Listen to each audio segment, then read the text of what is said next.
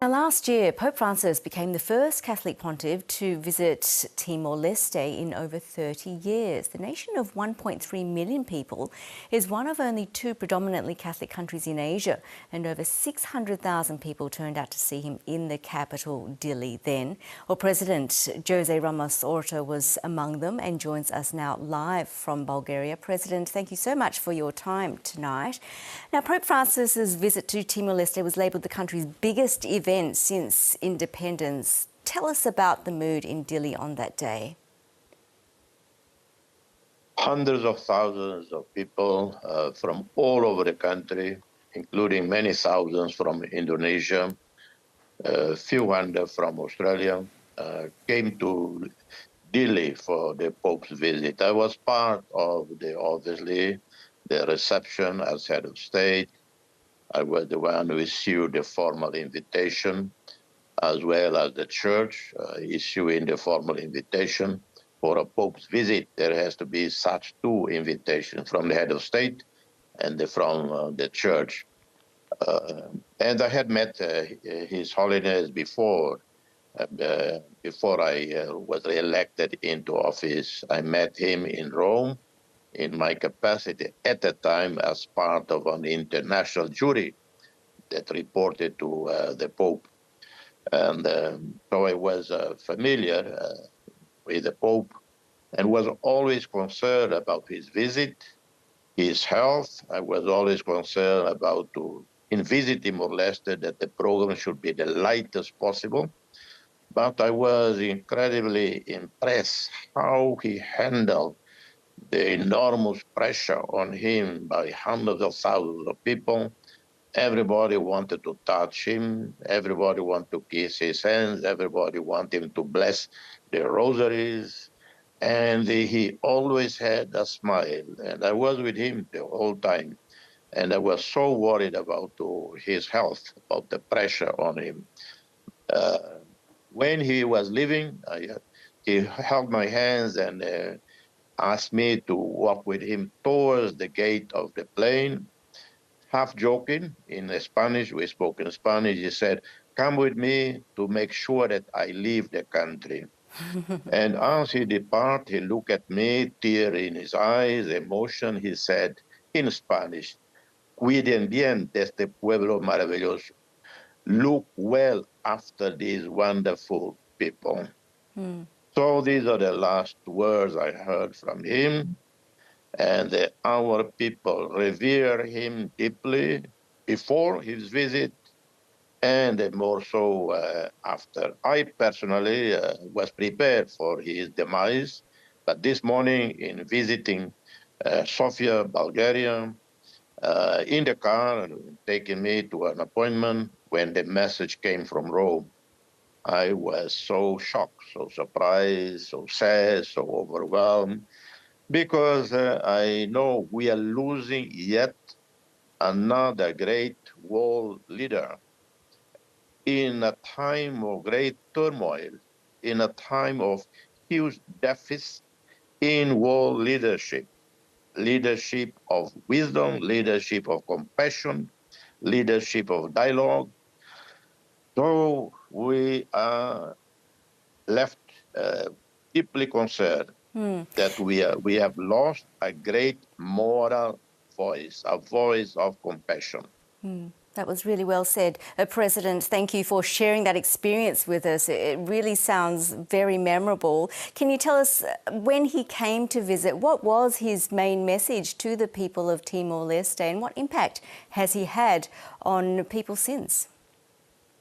He was deeply impressed with Timor-Leste. We are a population of 1.4 million, almost 700,000 turn out to receive him.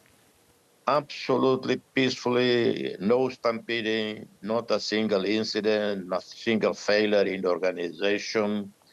He was so overwhelmed. And the message he repeated again and again was always, look after the people, for the leaders to look after the people.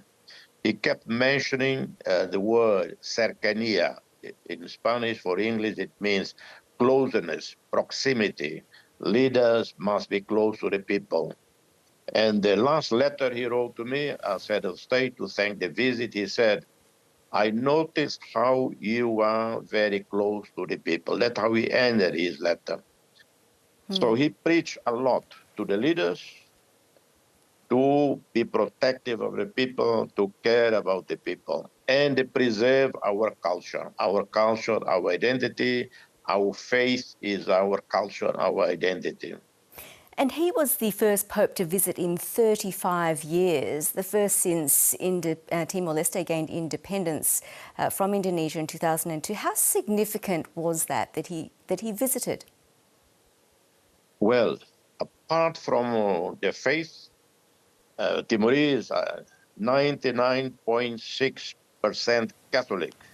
We are the second most Catholic country in the world after the Vatican. I always joke with the Vatican people because the Vatican claims Vatican is number one, and I joke, but I doubt. And I always tell them, well, since you people saying that the Vatican is the number one Catholic in the world, I just agree with it. But I think it is Timor Leste. And our people are really devout Catholic.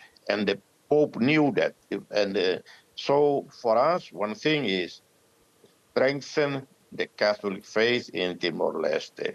Give pride to the people, pride of our status, of who we are, where we are. But also he emphasized Timor Leste place in the world. He put us on the map. Millions of people from around the world followed Timor-Leste through the Pope's visit. And because the visit was so magnificent, people around the world from Latin America to US, Europe, they contacted me saying how they were following it. So we thank the Pope for putting back Timor-Leste on the global stage, on the world map. And President, how was Pope Francis's visit different to that of Pope John Paul II's visit in 1989? Yeah, well, again, it was Pope John Paul II that put Timor on the map way back then when we were living in darkness, in oblivion, almost indifference, with the indifference of the world. And in the great wisdom of the Holy See, how the Pope could help Timor-Leste. One of his advisors, probably at the time, Cardinal Roger Echegaray, French, very, is it called Eminence Grise, the great ambassador, diplomat, mediator of the Holy See, Roger Echegaray. And maybe others would have told Papa João Paulo II the best way to help Timor is to visit. So he came and threw open the doors, the gates of Timor-Leste to the world. From then on, it was a matter of time before things began to change.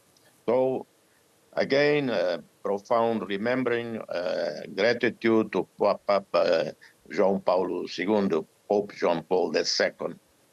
And just finally, how will Timor-Leste be marking the death of Pope Francis?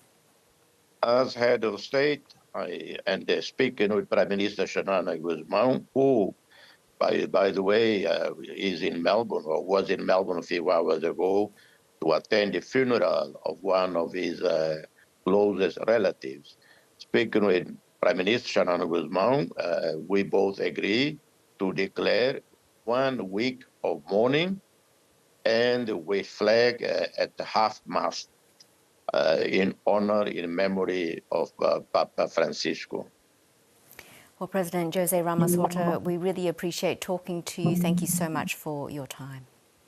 Thank you. Thank you. God bless you.